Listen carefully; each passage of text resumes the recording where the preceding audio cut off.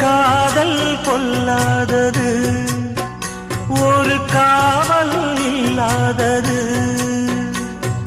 ஊதக்காத்தில் வஞ்சி மாது ஒத்தையிலே வாடும்போது போர்வை போல பொத்தி அணைப்பே.